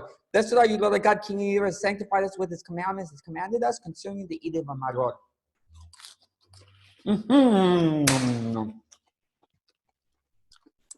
No, we don't. Of course, I didn't recline there because we don't have to recline with maror. But we, believe it or not, because some people have such a hard time eating maror when it's horseradish that you have 5 to 7 minutes to eat it. Oh wow! And you know, it's the halakhic, you know, thing about. I actually like how it tastes. I love it. No, seriously, I'm gonna make a steak later this week with horseradish. Yeah. That I absolutely love it. Well, you're also with the Polish tradition. Yeah, I am a Polak. You're a Polak. Yeah, no, the Polish people, I absolutely get that. I know. I mean, you got a BOYLE Heights special right here. You have a Mexican Jewish guy and a Polish Irish Mexican girl and you know, here only in BOYLE Heights, right? And so okay, so correct. Now this is my favorite part. I'm a big kid, so this is my favorite part. So we take a kazayid of the third matzah. Okay, so we have plenty of this. Oh yeah, of course. We have plenty of this. You're not hurting on matzah. And so we have plenty of this. And so what happens is that we take a kazayid of the charoset and place some dry charoset on the chazer, on the herbs, and we shake it off, combining the two like a sandwich. Okay, so. And we get it, and I'm really going to go in for the kill for this because I really love this, and I'm sorry, I'm not just going to dip. I like that you gave me a nice big blob too. Yeah, I know, right? And so we have and so what we do is that we make a sound. You know what's funny is that every time we got to this point in Chabad, the communities, people would, you know, the rabbis would lean up again, and my friends who would invite me. You know, it's not the tradition, the Chabad traditions, to invite people on Passover. It's really only a family thing. Mm-hmm. But all the families would invite me. They're like, we're not necessarily supposed to invite people, but if you show up, you know, it's all good. And so what happens? But they're telling me, oh my God, you're just a part of the tradition. I mean, can you imagine one day we're gonna have lamb with this sandwich. You know, the Beit HaMikdash one day, I was like, lamb, oh no, I was like, I hate lamb. No, lamb's great. I was like, no, I had it too much as a kid. That I've kind of been turned off by it. And but you never tried my lamb. Believe it or not, in the Orthodox traditions, you generally don't have lamb on Passover, so you don't mess up the idea that you're actually doing a sacrifice. Yeah, and so no one gets that. That weird thought in their head. But I know a lot of progressive Jews that just because of the theme they do, and they always want me to try their lamb. Still hasn't worked. But this is our sandwich. So korech, and so does Hillel Hillel was the rabbi who we mostly rule off of, who basically ruled on leniency, on the spirit of the law instead of the letter of the law. Rabbi Hillel. Thus did Hillel do at the time of the Beit HaMikdash, the Holy Temple. He would combine the Pesach offering with Matzah, the Maror, and eat them together, as it is said, and they shall eat it with matzot and bitter herb. Now what we do is we eat the korek, the sandwich, while reclining on our left side. We lean like a cholo. And the korek should be eaten within approximately 4 to 7 minutes. And so, yes. And so now we go ahead. Now, each participant is required to eat a ketzayit of matzah and a ketzayit of charoset. Each is no, it's not impossible. We have plenty of it here. Because and there's other places on this here, but no, let's go ahead. Oh man. Oh man. This is it. This is it. This is it.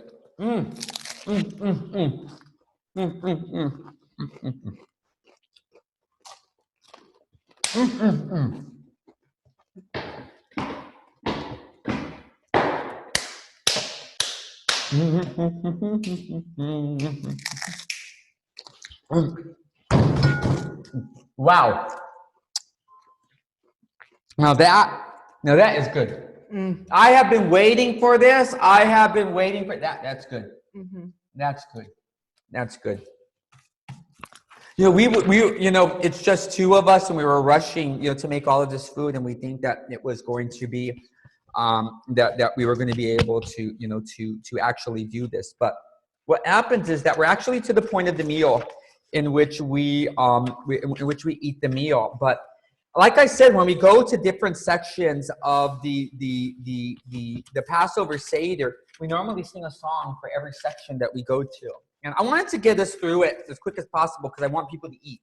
Right. I want people to keep up their nutrition while we have the before the Afro. Yeah, and so, but we're going to go ahead and sing the song now, since we're up to Shulchan Orech, the meal, the festive meal that's on our that we're going to eat from our table.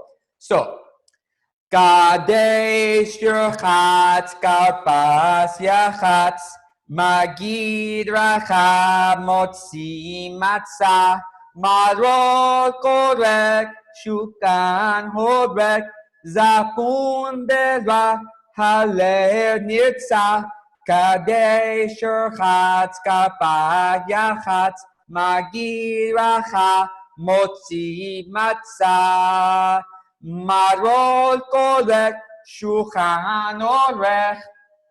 And that's where we're at. And so now it is time for the meal, our festive meal within this. And for those of you who are joining a little bit later in the service, I want to point you out. There's certain things that are different about our Seder plate that we have here. Again, for those of you who joined a little bit later, the meal of the Pesach and the sacrifice is usually done by a shank bone. We have a beet, which is also a tradition that you can use according to the Talmud. It kind of bleeds like an Impossible Burger. Makes sense. And so, but you can also use rice along with this as the meal for the Karban Pesach. It's a common tradition. We have right here for our egg, our bayetza. These are huevos aminados, which have been cooked in coffee and egg, onion, brown onion peels and stuff like that. So we're going to be eating some of those. I'm going to be dicing some of those up. But we do have some great foods that I want to show you. Hey, can you bring some stuff for me to show? Yeah, what would you like? One of the things that I made, especially for my friend Marie, the Tzimmes. For those of you who are, now I had to look this recipe up, but I wanted to make sure it was right because it's a lot like my mom's Tzimmes. My mom actually runs the service delis corporately for Gelson's, and so she trains everyone. So when I tell people that, when people say no one's brisket, no one's Tzimmes is as good as my mom's, I can actually officially say that that's true because everyone buys it Gelson's, you know, for my mom. You know, my mom is the one who really codifies. So this is our Tzimmes that we have. And so what we have here is we have sweet potatoes, yams, so white sweet potatoes, orange sweet potatoes. We also have carrots included within here. We even have our lovely prunes. You can't make good sweet Tzimmes without some prunes that are being added into it. We sweetened it with honey. We added a little bit of sugar within it, but the flavors come from cinnamon, cinnamon. We also added some cloves, which is a common tradition amongst a lot of Ashkenazim. So I kept Sephardic and Ashkenazi within this. Plus, I also add something that's very common for many Sephardic Jews, which is cardamom. I added cardamom spice, which is very expensive. It was cooked in orange juice with vegetable broth, and so we have a very I made this especially for my friend Marie because she's part Polish, and so her mom was saying about how she loved Tzimmes. So I decided to make Tzimmes, and not bad for a Sephardic guy, right? I know. Who knew? And I could do those things, and so we have some Tzimmes, and let me take this out. Hold this for a second. Oh, let me undo my buttons. Okay. And let me bring some stuff out. I want to show you some of the other things that we made.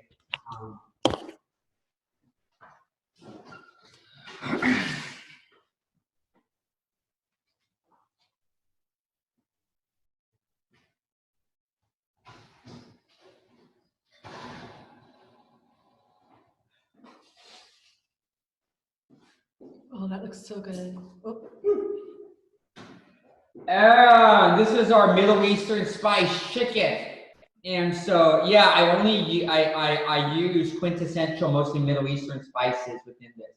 So this is our dinner for night. This is our shulchan orech.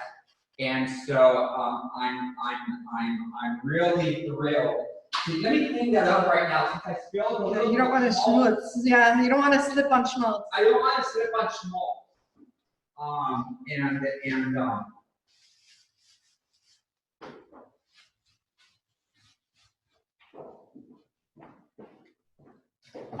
So how's everyone doing out there? Are you having a good Passover holiday? Is everything going well? And I'm going to see Evan. Are you there, guys? How are you doing? I'm glad that you guys could join for the event. Thank you for sending me the email this past week, and I'm really grateful that you guys have been joining me. One of the cool things that I think about the work that we're doing here is that. Hey guys, how you doing? Hi. Let me try to take this off for a sec.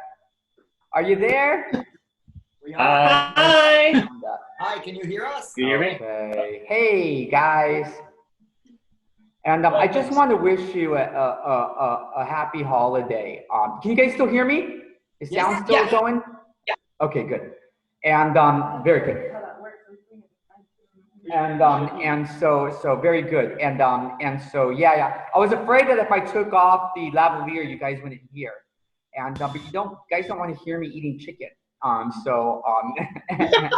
That kind of saucy, but no, I was really touched by the email that Evans sent, and thank you guys for not just joining on my choice, but joining for my Passover Seder. I'm really thank you.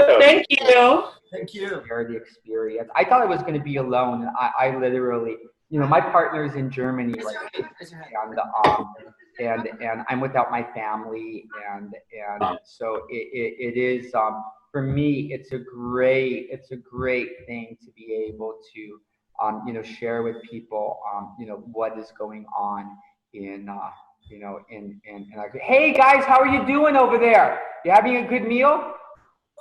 You're talking to us.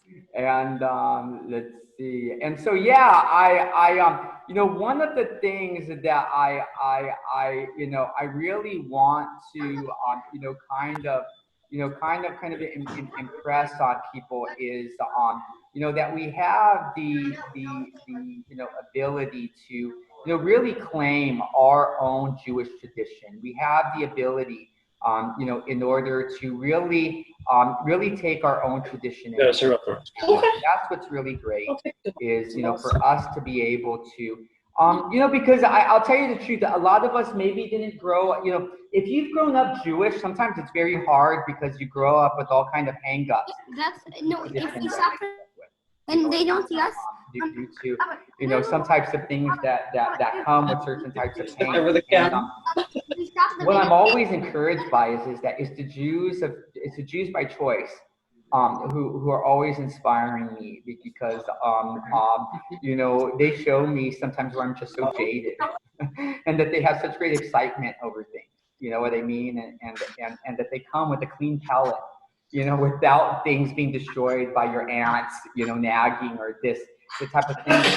So, but what's very important is that in recent years, and someone sent me a message right before this as I was doing, you know, the ritual for Hametz, someone sent me a message like, you know, well, you know, you have such a Jewish story, why don't, you know, it'd be great, you finally, you know, became, you know, fully Orthodox and blah, blah, blah. And I come from, you know, I spent 13 years in the Chabad movement doing Kiruv and stuff like that. But what I learned within my own experience was that I had to stand in my own emunah. I had to stand in my own faith. I had to make my experience my own. And that is really what the great privilege is being able to work with people and how to make the experience of this Jewish experience of Yiddishkeit their own. You know, not to show disrespect to our forefathers, not to show disrespect, you know, to anyone, but that we are standing in our own faith. And that is a real beautiful thing for us to be able to do, is you know, have that experience. And so I'm grateful to be able to share your tradition and to be able to, you know, really you know, if you ever have any questions, if you ever need anything, I'm here. This is what I'm here for. Hey guys. Thank you. No, I'm so it's just mind blowing that you know, this whole situation, you know, coming up. And you know, my partner was like, because I'm immunocompromised, I've been fighting. Hi, we have a question. You know, HIV/AIDS and leukemia for 10 years. You know, my immune system is shot, and now I'm getting old. And it's you know, this whole situation of having the coronavirus come up just really you know, it really just was devastating for me, because I was planning you know, I was planning that this night I was going to have a free Seder open to the community. That I knew that people in East LA could not afford. You know, the outrageous prices that some people charge for their Seders, and you know, I was going to have a free Seder, you know, here and welcome everyone, and yeah, I mean, really, but believe it or not, the prices of them are just astronomical. I mean, if you're lucky, you're only paying $50. You know what I mean? I've looked at what, you know, the prices are, and it could be like $150 per ticket. It's not unusual, and stuff like this. And you know, we can't afford that. We're working class people that can't afford those types of things, and that's always been kind of the limitation of people being involved in Jewish communities, is dues and costs and stuff like that. And so what happens is that you know, I create these events, and I'll tell you the truth. We have no nonprofit, because I have found, you know, I need 3 people to help me actually form a nonprofit. You have to have people that are going to help you supervise it. You don't have a nonprofit. So what do? I actually write it off. You know, I write it off. Yeah, go ahead. Ask a question. Sure, let me go ahead and add you in on here. Let me, let me bring up your. Let me bring up the sound. Oh, you can put the chicken leg in there, by the way. See if I can. Yeah, you know what's. Let me see if I can bring it up. Hold on, just one second. One of the best in the whole wide world. Yeah, I have my speakers on. I'm not sure why it's not letting me hear you guys. Okay. Should I just like type the question on the chat or something? Yeah, We can hear you. Yeah, if you have a question, I think right now probably the best way is to type out because I can't get the sound to work right now. I took off my lavalier to hear over the computer, but I can't hear people on the other end. And the truth is that this is only my third time using using Zoom, so I might not just have all of the know-how. And yeah, it says your audio should be going. Okay, I'm gonna like text you. Why are there 8 nights in Passover? Are there 8 nights in Passover? Okay, and why are there 8 nights in Passover? Believe it or not, we only have 8 nights of Passover outside of the land of Israel. Normally, what it is that it's a week-long holiday. And so it's a week, and the reason why it's a week-long holiday is because the holiday normally corresponds to the starting of the spring harvest. They start with the barley and the wheats and all of these things. They're harvesting them at this time of year, and that's what Passover is. Passover, it's on the 4th of Nisan, which is the full moon of the first month of spring. And so that's what it is. And normally what people would do is that it was easy to clean for Passover in the old days because you would go out into the fields into your, and be harvesting for the year. And a whole new cycle of growth brain was going over. So you had this week in which people were having a week-long spring festival holiday. And they're celebrating the grains, the matzah and our grain and later rye. We're going to later have this. You notice that with the second day of Passover, we're going to start doing the Sefirat HaOmer, the counting of the barley. There's an omer, a certain amount of barley. And after 50 days, there is this big tradition, there is this big holiday, the festival of the holiday of barley, which is Shavuot, and so what happens is that what we're going to do at that time is it's another, but we do have 8 days within the outside of Israel, because what happens is that when we are outside of the land of Israel, we add an extra day to Yom Tov, to the day of observing the holiday. The reason is that when Jews left the land of Israel and started spreading out over the rest of the Middle East, it took time before people knew whether or not it, was the new moon or a holiday. They used moon signs. They just looked at the sky and looked at moon signs. And so therefore someone had to be called to say, hey, I was guarding my sheep and I saw the moon.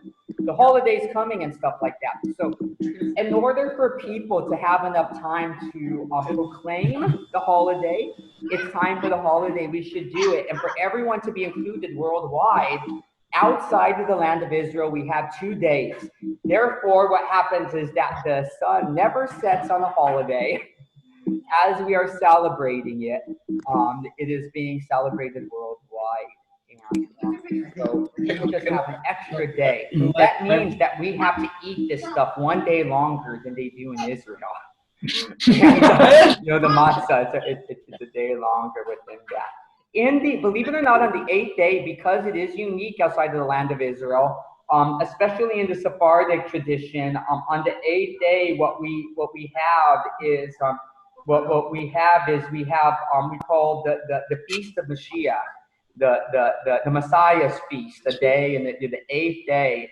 and that we you know, on the 8th day, because we know in theory it's not necessary Yom Tov, and because some people don't keep the tradition of eating gebroks, that means wetting matzah in order to make matzah meal or stuff like that. Some people, that's not their tradition.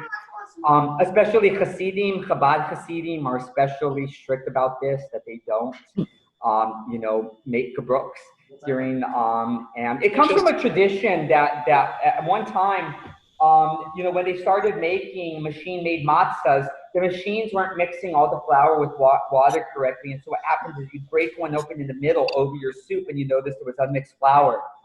It hadn't been completely tempered and sterilized by the baking process. That means within 18 minutes, everything in that bowl is going to become chametz.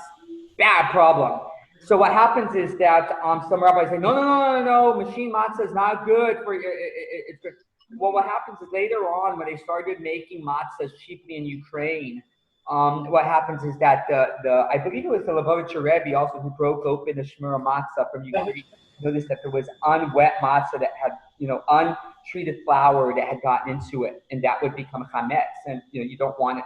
Of all days, you don't want that to happen on Passover. You know, in Passover we're very scrupulous. You didn't want that. So what they don't allow that. But the thing is that we generally don't have that problem in the Sephardic tradition because we are known, being of the Middle Eastern tradition, we're known as being the experts at making matzah. And because it's our native tradition, so therefore we're allowed to do things that other people aren't allowed to do, like have soft matzah. We have, I know, I'm seeing people's faces out there. They're like, what is this soft matzah and where can I get it?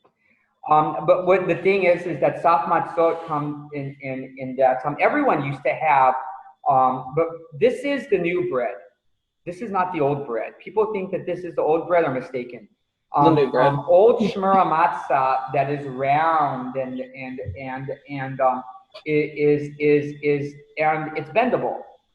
And so what happens is that only when we started making a modern day matzot with machines, what they did is that when they made it with machines, you press all these holes in it, bake it, and then what happens is that what they noticed is that it would become shelf stable for like ridiculous amounts of time, according to U.S. standards, a year or two. You can keep it on shelf, so it becomes shelf stable and stuff like this. And so you know that's kind of the thing that.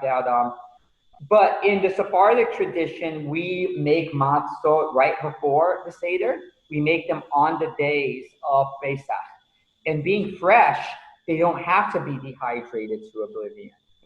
You see what I mean? And so, unfortunately, because it's a plague, I was not able to source, you know, shmura matzah, watched matzah that wasn't soaked and you know, all of those types of things, and processed in any way. But next year, if we don't have a plague, I'm going to try to source shmura, you know, flour that we can make saf matzot. There is a place, there is one congregation that I do know that a progressive congregation that does make saf matzot when they're able to, and that is Temple Beth Am. Temple Beth Am, they have a lot of people that come from the Middle East, and so they make saf matzot, and they sell them as part of as part of a fundraiser, you know, for their tradition for their community. And so they have people of the tradition. But that's important to note that saf matzot, yes, that is it. That is it, fam. That is it. I'm in there. You know, I'm going to be doing this the rest of the week. Now you got me inspired. You got me. If you can, and so what we're going to do at this time is that all we really have that's left onto here is that we go through, you know, the service of after this, we have another cup. We have one more cup of wine that we say during the grace after meals, during Birkat Hamazon. We have the third cup, Birkat Hamazon, and then the fourth cup that we have is at the end of Birkat Hamazon with the blessing over wine. And what happens is that it is important that when we finally do the fourth cup, that we don't eat any food after that. We don't eat any food after the fourth cup. So that is really important for us to note within that. So what I'm going to do is I am going to get involved in I know you're disappearing into the matzah. That's great. I don't know why I don't know why I have Dia de los Muertos background when I can have. Your background's great. I'm going to work on it tomorrow. But what happens is that I'm going to go ahead and begin to eat on this end, and but what we have after this is basically grace after meals, and then with our last glass we say the final blessing. So whenever you're done eating for the night, what you do is you say the final blessing of Bread of Affliction, and then we say the final words. And what are our final words? What are our final words? Now our final words that we have as part of, and this is very personal for me. I've been immunocompromised for so long. I haven't had the chance to travel, the world and do a lot of things. My family's traveled. My family's been to Israel several times. I've never been. Being in poor health and stuff like that. And finally, my immune system started to do a rebound. So, and I won some money up against from the Laguna Beach Police Department. They falsely arrested me after arresting me instead of the neo-Nazis that attacked me. They ended up having to pay a lawsuit to me. After Charlottesville, and they tried recreating it in Laguna Beach, and I was arrested for the resistance, and I was abused, and they had to pay a lawsuit. After I paid off the bills for all these kinds of lawyers, I ended up just with a few $1,000s. I was going to use the money in order to finally take a vacation for the first time. And my partner is right now, he's on a two-year work assignment. We don't know if it's going to be a third year in Munich, Germany, which you don't go to Munich, Germany as a Jew, as a Mexican Jew. There's nothing interesting about Munich, Germany. That is, the only time you've ever seen it in a history book is with Hitler at the front of a rally. The drinking town that you go to is Dachau. And so I'm like, I'm not interested. You work there, I'm not interested. I was like, as a Mexican Jew, you don't like, I'm going to go internationally for the first time, and I'm going to go to Germany, not Munich, Germany. You don't do that. So my thought is that I did want to see him, love him very much, miss him, but I was going to go to Eretz Israel. I was going to fly into Israel, spend maybe a week or two, and then go to Germany from there. But what happens is that the coronavirus started, and so I had to cancel my plans of going to both Israel and Germany, and so I missed my partner, I missed my loved ones that I was hoping to see on the other end. Now I had to spend all the money from my settlement to basically keep this running while we have no money. It cost me about $5,000 a month to keep this going, and it's normally paid for by my tours. There's no tour money, as you know. And but I'm hoping that we get a rebound after this, and that I get to go to finally, for the first time. It's funny because I speak Ivrit, I speak Hebrew. I was married to an Israeli partner.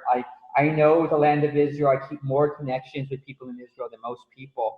And it's a shock to most people by when they speak to me that I'm not Israeli, because I was married to an Israeli for so long they often mistake me. Because just the way I live my life and the way I speak and my values that I was hoping to have finally this experience, but I won't be able to do it until after this plague passes. But hopefully after this we make a rebound and I'm able to make some money to finally go. But and then on to Germany to see my partner, hopefully. But what we do at this time, as we get ready, I'm going to leave you all in order to enjoy my meal, in order for you all to enjoy the rest of your evening. But what we do at this point, when you're ready to stop eating, what we do is that we say the blessing, Bari Hagafen, over one last glass. And then what we do is that we say these words, the Shana haba beYerushalayim. Next year in Jerusalem. And I say this is because these are the words that my family said on their lips as they survived the Inquisition. These were the words on people's lips as they imagined themselves one day being free and leaving those Nazi concentration camps to be free.